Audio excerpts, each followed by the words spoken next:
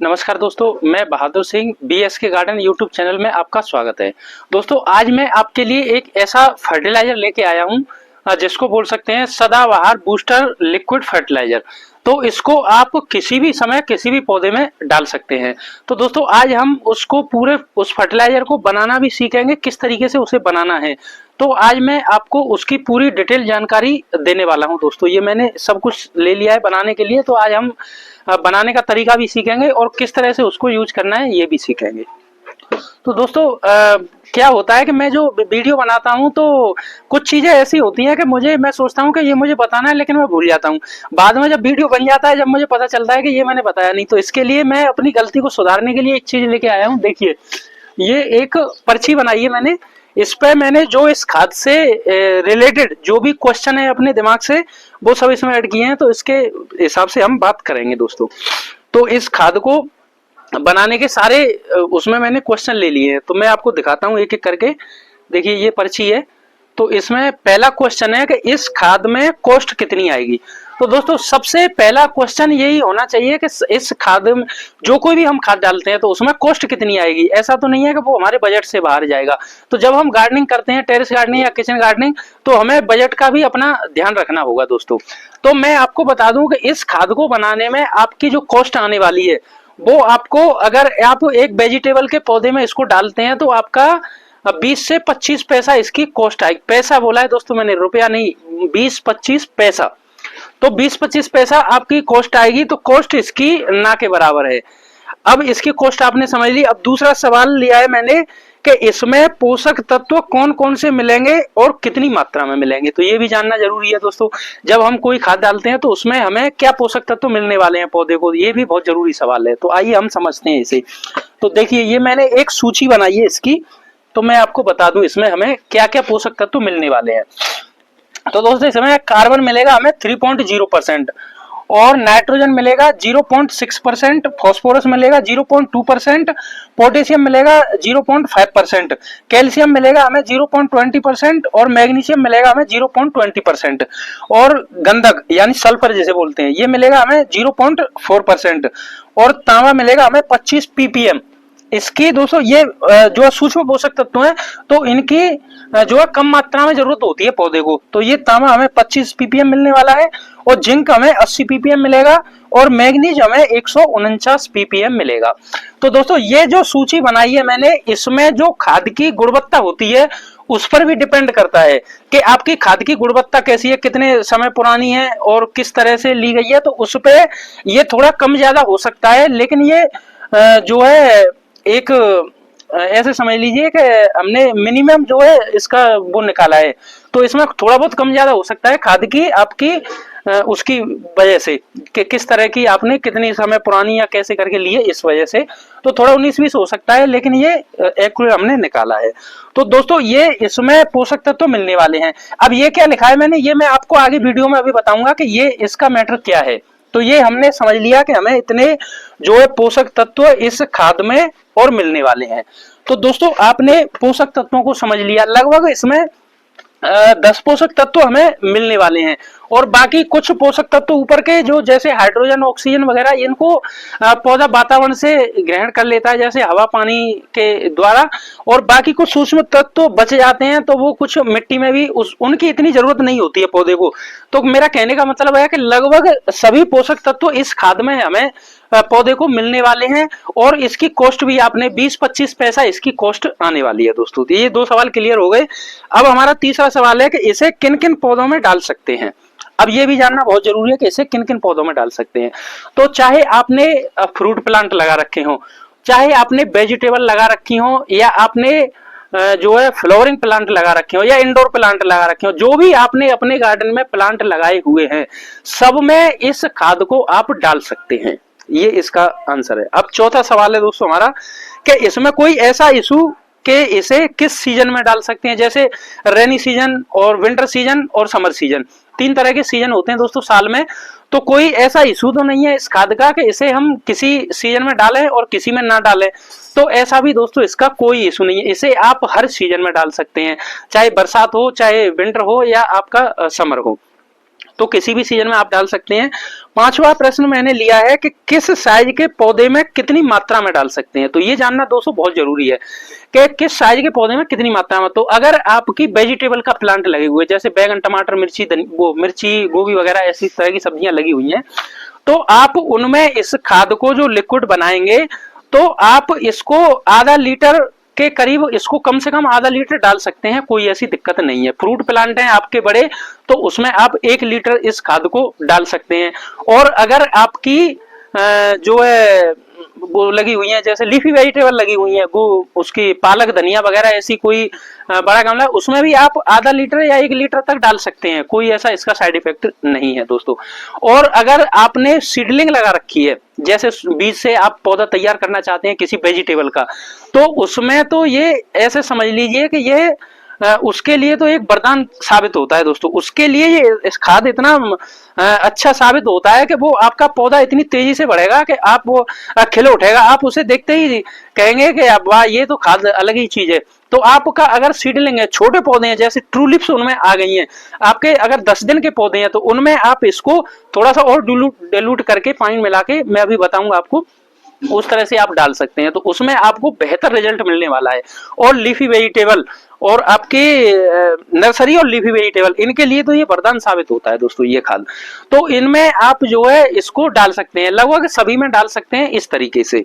तो अब हमारा छठा प्रश्न है कि इसको किन पौधों में इसके ज्यादा अच्छे परिणाम देखने को मिलेंगे। तो मैंने आपको ये बता ही दिया कि आपको छोटी जो नर्सरी होती है उसमें, और आपकी लीफी वेजिटेबल, जितनी पत्ते वाली सब्जियां लगा रखी हैं आपने, बेल वगैरह लगा रखी हैं, या जैसे पान की बेल होती है इस तरह की बेलें, मनी प्लांट होता है इस तरह की बेलें अगर आपने लगा रखी हैं, तो इनमें आपके बहुत ही अच्छे परिणाम इसको देखने के मिलते हैं दोस्तों। इंडोर प्लांट में भी बहुत अच्छा काम करती है। अब दोस्तों हम 7वां प्रश्न है हमारा कि क्या इसका कोई साइड इफेक्ट है। तो इसके साइड इफेक्ट की अगर बात करें तो वैसे इसका साइड इफेक्ट तो कोई नहीं है, लेकिन हम ऐसे समझ सकते हैं जैसे हमने फ्रूट प्लांट लगाया है और फ्रूट प्लांट के अंदर अगर फ्लावरिंग हो रही है, फ्लावरिंग स्टेज में है हमारा फ्रूट प्लांट और उसमें फल बनने वाला है, तो उस समय पे अगर आप इसे डालेंगे तो वो क्या करेगा कि उसकी ग्रोथ को बढ़ा, ये ग्रोथ बूस्टर है दोस्तों। सदाबहार आपका जो लिक्विड मैं बता रहा हूँ ये ग्रोथ बूस्टर है पौधे का। तो उसकी जो फ्लावरिंग स्टेज है, फ्रूटिंग जो स्टेज है, उसमें थोड़ा ये रुकावट कर सकता है, वैसे तो नहीं, उसकी ग्रोथ को बढ़ाएगा, लेकिन आप चाहें तो उस समय पे इसको नहीं भी डाल सकते हैं, जब फ्रूटिंग स्टेज आती है पौधे की उस समय पे। वेजिटेबल्स में तो आप डालते रहिए, कोई ऐसी दिक्कत इसकी नहीं है। अब दोस्तों 8वां इसका प्रश्न लिया है हमने कि इसको बनाना कैसे है, इसमें क्या क्या मिलाना होगा। तो हम इसको बनाने का तरीका अब समझते हैं। तो मैं इसको रख देता हूं, एक प्रश्न और बचा है उसके बारे में भी हम बात करेंगे। तो मैं इसको अब बनाना कैसे है वो मैं बताता हूं। तो देखिए दोस्तों, इसमें मैंने इसको बना के रखा है इस खाद को। तो इसमें तो ये आपको मैं मैं अलग से आपको थोड़े से उसमें बनाता हूं। तो देखिए मैं इसको बंद कर देता हूं। इसमें तो मैं पूरे गार्डन में इसको यूज करता हूं, तो मैंने इसको बना के रखा है। ये मैंने देखो ये एक डब्बा लिया है, इसमें 1 लीटर पानी ले लिया है मैंने। तो इसमें मैं छोटे स्केल में आपको इसे बना के दिखा दो। इसमें 1 लीटर मैंने ले लिया है पानी।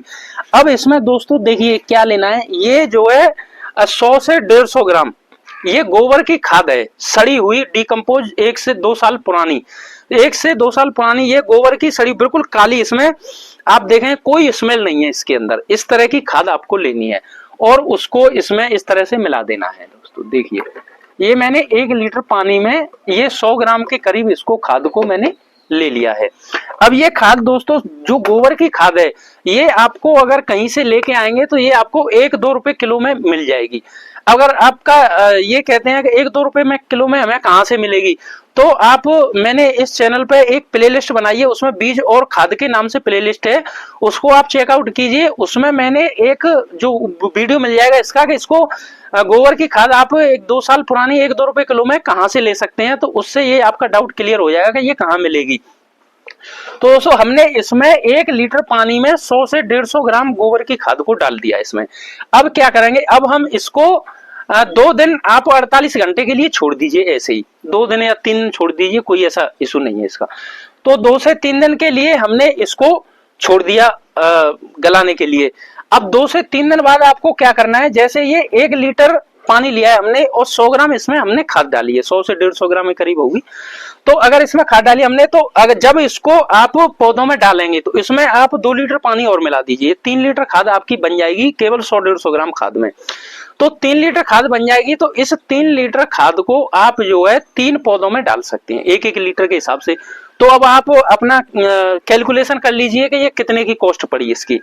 दोस्तों इसके बारे में लोग सोचते हैं अरे यार ये गोबर की खाद, गोबर की खाद एक ऐसी खाद है कि प्रकृति ने इसको इस तरह से बनाया है कि देखिए जिस तरह से पौधे को इसकी जरूरत होती है कि इन तत्वों की पीपीएम में जरूरत होती है पौधे को, तो इसके अंदर पीपीएम में पाए जाते हैं। ये इनकी थोड़ी ज्यादा मात्रा में जरूरत होती है तो ज्यादा मात्रा में पाए जाते हैं। ये प्रकृति ने इस खाद को इस तरह से बनाया है कि पौधे के लिए ये सर्वोत्तम खाद मानी गई है दोस्तों, गोबर की खाद। बाकी लोग हैं जो है जाने क्या क्या उसमें बताते हैं, लेकिन आपको जो है अगर इसी खाद से आप लीफी वेजिटेबल में तो आप कुछ मत डालिए, लीफी वेजिटेबल के अंदर आप इसी खाद को डालते रहिए। और एक चीज और मैं बता दूं कि इसको हमें कितने दिन बाद रिपीट करना है ये भी मैं आपको बता दूं। तो इसको कम से कम आप 5 दिन बाद इसको डाल सकते हैं और ज्यादा से ज्यादा 10 दिन बाद, 10 दिन के बाद में आपको डालना ही है इसे। ऐसा कोई ऐसा नहीं है कि ये महीने में जो, इसको आप 5 दिन से लेकर 10 दिन के अंदर जो है एक शेड्यूल बना लीजिए कि हफ्ते में 1 दिन डालनी है आपको, तो डालते रहिए। सब में सभी पौधों में डालिए इसे, कोई ऐसा इसका इशू नहीं है और कोई इसमें साइड इफेक्ट नहीं है, इसका नुकसान वाली बात इसमें है नहीं कोई भी। तो आप जो है इसको 5 दिन कम से कम और ज्यादा से ज्यादा 10 दिन। तो ये मैंने आपको बता दिया और इसमें सारे पोषक तत्व तो उसी तरह से मिलते हैं जिस तरह से पौधे को जरूरत होती है। तो दोस्तों ये बहुत ही अच्छा खाद है और इसका हमें मैं अपने गार्डन में सबसे ज्यादा जो मेरे गार्डन में खाद यूज होती है वो गोबर की खाद ही यूज होती है और रिजल्ट भी मिलता है दोस्तों। ऐसी बात नहीं है कि रिजल्ट नहीं मिलता है, मैं आपको दिखाता रहता हूँ और भी आगे आप देखते रहेंगे, मैं आपको दिखाऊंगा कि किस तरह इसका रिजल्ट भी मिलता है। तो रिजल्ट भी मिलता है। तो ये लिक्विड खाद आपका सदाबहार है, इसको आप जो है हर 12 महीने कभी भी डाल सकते हैं, किसी भी पौधे में डाल सकते हैं, कोई भी। हाँ एक चीज और, अगर आपने इंडोर प्लांट लगा रखे हैं तो उसमें इसको आप और ज्यादा डिल्यूट करके डालिए। जैसे 1 लीटर है तो उसमें 4 लीटर पानी और मिला दीजिए आप, तो उसमें आप कम कम थोड़ा थोड़ा डाल दीजिए क्योंकि उसको उनको खाद की जो है जरूरत बहुत कम होती है दोस्तों। इसी तरह से फ्रूट प्लांट में तो आप 1 लीटर डाल सकते हैं, 1.5 लीटर भी डाल सकते हैं, कोई ऐसा ही दिक्कत नहीं है फ्रूट प्लांट के लिए। तो आप जो है इसका मैंने तरीका भी बताया आपको पूरा और इसमें सारे पोषक तत्व भी मिलते हैं हमें। अब हम लेते हैं इसका जो आखिरी सवाल है वो क्या था। आखिरी सवाल है कि क्या इसको स्टोर करके रख सकते हैं। तो दोस्तों स्टोर करके रखने की आपको जरूरत नहीं है। इसकी जरूरत क्यों नहीं है कि इसको स्टोर करके रखना क्यों है। आप खाद जो है सॉलिड खाद तो आपके पास होती है, जब इसको डालना है आप 2 दिन पहले पानी में गलाइए, जैसे ही गल जाती है इसको डाल दीजिए। इसको स्टोर करने की जरूरत ही नहीं है और इसको कभी भी आप 2 दिन का समय लगता है उसमें, तो आपको स्टोर करने की कोई ऐसी जरूरत, मुझे लगता है कोई ऐसी जरूरत नहीं है दोस्तों। अब मैं आपको बताता हूं कि ये मैंने क्या लिखा हुआ है, इसका मैटर क्या है। तो इसको दोस्तों हम समझते हैं इसका मैटर। तो दोस्तों जैसे सॉरी, ये हमारा गोबर का खाद है। तो गोबर के खाद को अगर हम एक प्रोसीजर इसका और कर देते हैं, जैसे अगर ये केंचुए के पेट से निकल जाती है जिसको हम बर्मी कंपोस्ट कहते हैं, तो अगर बर्मी कंपोस्ट इसको हम बना देते हैं गोबर की खाद, गोबर में से गोबर की खाद को, तो इसमें क्या अंतर आता है दोस्तों। अब देखिए कार्बन इसमें 3.0% है तो यहाँ पे आपको 20% मिल जाएगा अगर इसको केंचुए के पेट से निकाल देते हैं, अगर इसकी बर्मी कंपोस्ट बना देते हैं। बर्मी कंपोस्ट दोस्तों बाजार में काफी मिलती है, लेकिन मैं 1-2 बार लाया हूँ, मुझे पसंद नहीं आती है। तो आप जो है अगर अच्छी क्वालिटी की अगर बर्मी कंपोस्ट कहीं से मिलती है तो ही आपको अच्छा रिजल्ट देने वाली है। वैसे मैं आगे समय में मैं आपको बताऊंगा कि बर्मी कंपोस्ट कैसे बनाते हैं घर पे, उसका भी मैं एक तरीका लेके आऊंगा आपके लिए।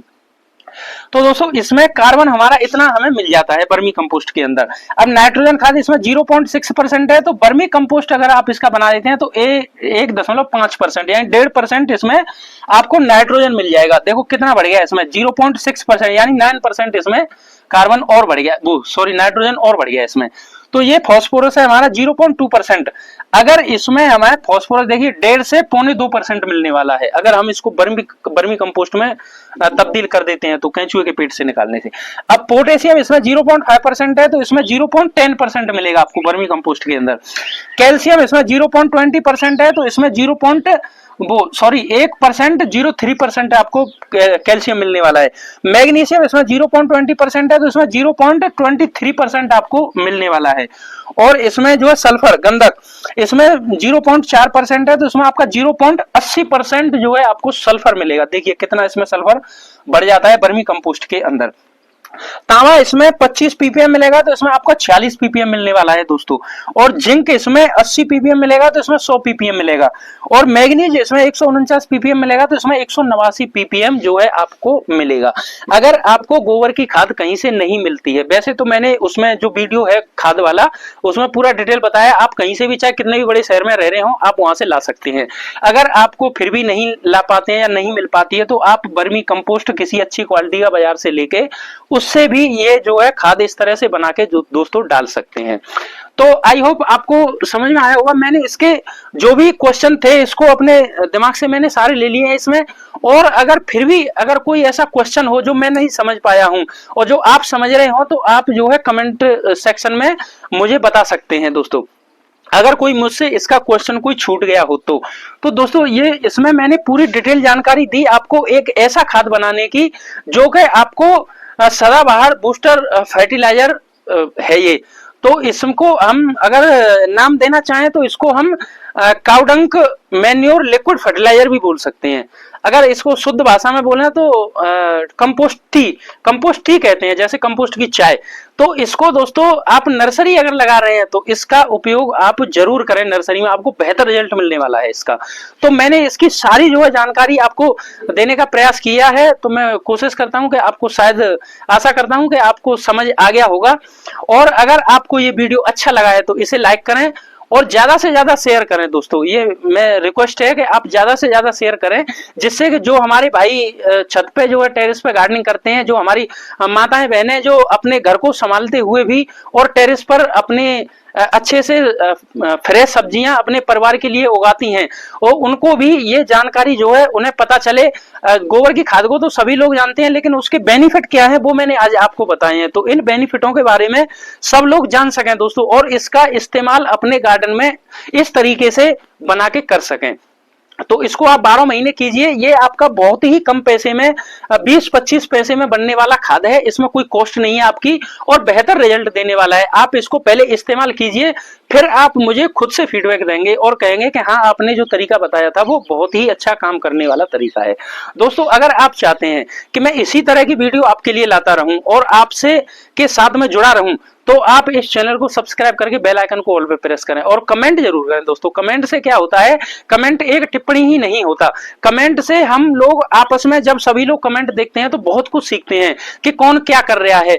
तो इससे हमें सीखने की जो है एक प्रेरणा मिलती है, तो हम बहुत कुछ सीखते हैं, क्योंकि हम बहुत कम जानते हैं दोस्तों। इतनी हम कृषि एक विज्ञान है, तो हम उसको जितना जाने उतना कम होगा। और ज्यादा से ज्यादा आप जानकारी इकट्ठा करें, इसकी जो ज्ञान इकट्ठा करें, जितना आप जानकारी इकट्ठा करेंगे उतना ही आपको इसमें बेनिफिट मिलने वाला है दोस्तों।